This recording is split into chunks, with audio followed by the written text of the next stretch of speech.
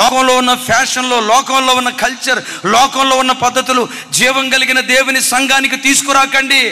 దౌర్భాగ్యం, ఈరోజు క్రైస్తవ సంఘాలలోనే దైవ సేవకులు విశ్వాసులకు లోకాన్ని నేర్పుతున్నారు. ఓ గొప్ప సేవకురాలి కుమార్తె, ఓ గొప్ప సేవకుడి మనవరాలు యూట్యూబ్లో వాక్యం చెప్తుంది. దరిద్రం. వాక్యం చెప్తుంది. వాక్యం చెప్పటం దరిద్రం కాదు, వాక్యం చెప్పటం మంచిదే. ఆ వాక్యం చెప్తూ ఇంకొకసారి యూట్యూబ్లో ఏం పెడతాదో తెలుసా? ఐబ్రోస్ ఇంట్లోనే ఎట్లా కట్ చేసుకోవాలి, పౌడర్ ఎట్లా రాసుకోవాలి, ఈ ప్రాంతంలో ఎరుపు రావాలంటే ఏమంటారు దీన్ని, ఇక్కడ ఏదో అంటారు కదా సార్ తమిళర్, మీకు తెలియదేమో. పాప సుజాత తల్లి నీకేమో తెలుసురా?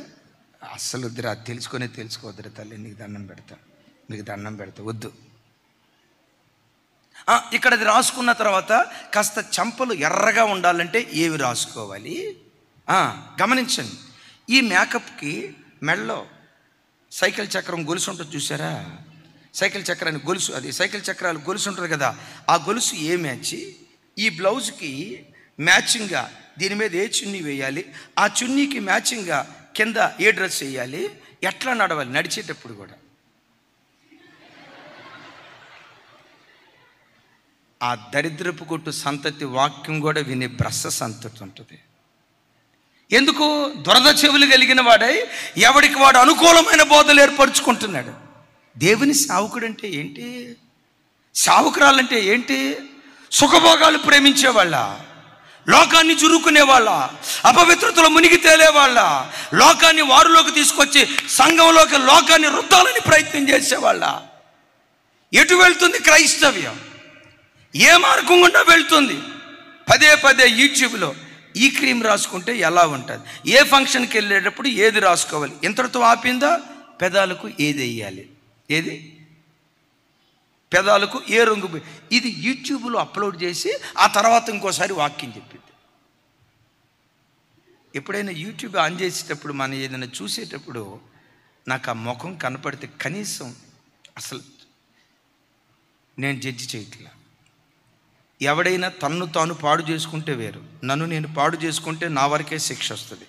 దేవుని ప్రతినిధిగా నేను నిలవబడిన తర్వాత సంఘాన్ని పాడు చేశానా, కలిగే ఉగ్రత అంతా ఇంత కాదు. యెరోబాము అంత నాశనం అయిపోవటానికి కారణం ఏంటో తెలుసా? పెంట ఊడ్చినట్లుగా యెరోబాము ఇంటిని ఊడ్చాడట, పెంట ఊడ్చినట్లుగా ఊడ్చాడట. ఎందుకో తెలుసా? ఇశ్రాయేలీలందరినీ తప్పుడు త్రోవల్లోకి నడిపించిన ఒక భ్రష్టరాజు తనకు తాను తప్పు చేసుకుంటే, తనకు తాను కీడు చేసుకుంటే ఇట్స్ ఓకే, వాడికే నష్టం వచ్చేది. యెరోబామును గూర్చి దేవుడు అంటాడు, యెరోబామా, ఒకడు కస్సు వచ్చినట్లుగా నీ ఇల్లు ఓడవబోతున్న జాగ్రత్త, ఒకడు పెంటంతా ఎత్తివేసినట్లుగా నీ ఇంటిని ఎత్తివేస్తా జాగ్రత్త. బేతేలులో దూడను చేసి, దానులో దూడను చేసి ప్రజలు నిజ దేవుడి దగ్గరికి రాకుండా దైవము కాని వాటిని ఆరాధించేటట్లుగా నువ్వు పురికొల్పావు. నీకు ముసుకేసుకోవటం ఇష్టం లేకపోతే వేసుకోవద్దు, అంతటితో ఆపదక్క. అసలు ముసుకేసుకోమని పౌలు గారు ఎందుకు చెప్పాడో తెలుసా? ఏమో పౌలు కాలంలో ఉన్నట్టు చెప్తుంది.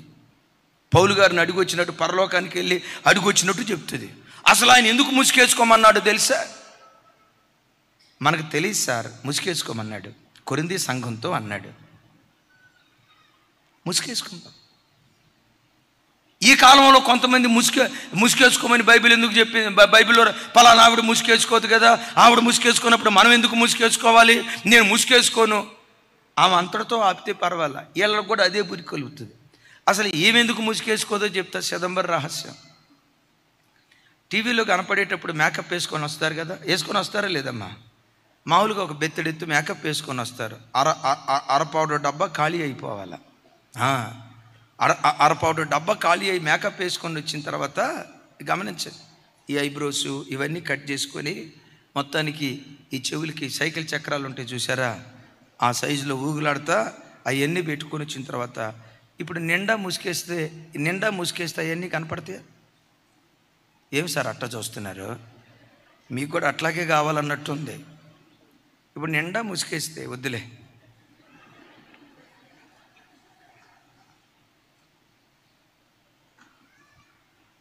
ఇలాంటి సేవకులను చూస్తే రేపు వీళ్ళకి ఎలాంటి గతి పడుతుందో భయం వేస్తుంది. ఒకప్పుడు దైవజనుడు దైవజనరాలు ఉంటే ప్రక్క నిలవబట్టడానికి భయపడేవాళ్ళు. ప్రక్క నిలవబట్టడానికి భయపడేవాళ్ళు. ఈ కాలపు యవ్వన సేవకులు ఉన్నారు చూసారా, వాళ్ళు పెట్టే పిక్స్, వాళ్ళు పోస్ట్ చేసే ఫొటోస్, వాళ్ళిద్దరు ప్రక్కనే నిలవబడి ఇజ్రాయేల్ ఇట్రా చూడండి, కొంచెం ఒంగోరు నాయన నీ ఎత్తు చూడండి, వీళ్ళిద్దరు ఇట్లా నా వైపు చూడు.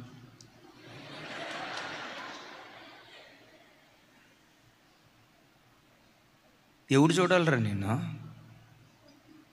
సేవకుని ఏ కోణంలో చూడాలి? సేవకురాలను చూడటంతో ఒక తల్లిని చూసిన మనసు ప్రజలకు రావాలి.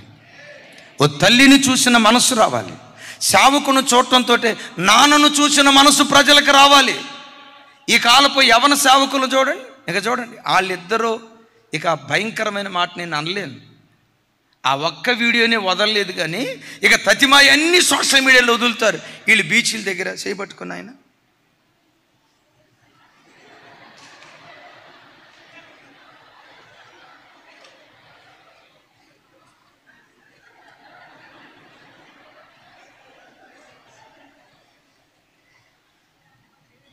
అలాంటి దరిద్రపు సంతతి మీద క్రైస్తవ్యం తిరుగుబాటు చేయాలి, సంస్కరణ జరగాలి సంఘాల్లో.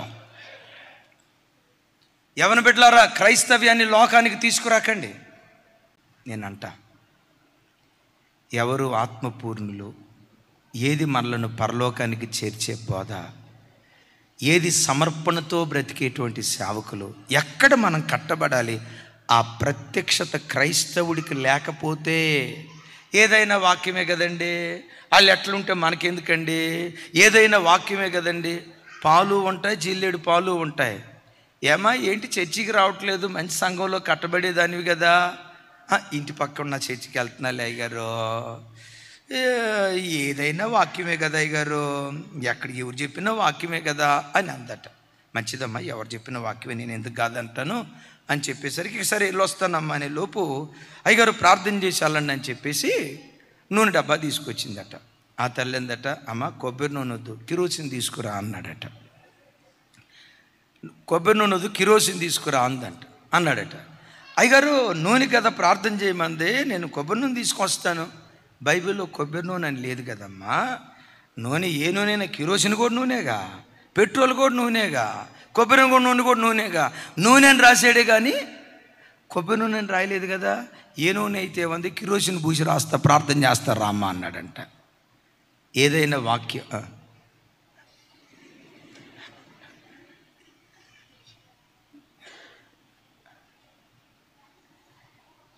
కొంతమంది కింద కామెంట్ పెట్టే కామెంట్ ఏంటో తెలుసా, బ్రాడ్ మైండ్ కలిగిన సేవకులు వీళ్ళు. ఈడేమో కంజెస్టెడ్ మైండ్ అంట, ఈడు ఇప్పుడు చెప్పేవాడు. వాళ్ళు బ్రాడ్ మైండ్ కలిగిన సేవకులు. మాంసం తింటావని ఎముకలు మెల్లో వేసుకొని తిరగం. భార్యాభర్తలైనంత మాత్రాన ఆ విచ్చలవిడితనం బయట ఉండకూడదు.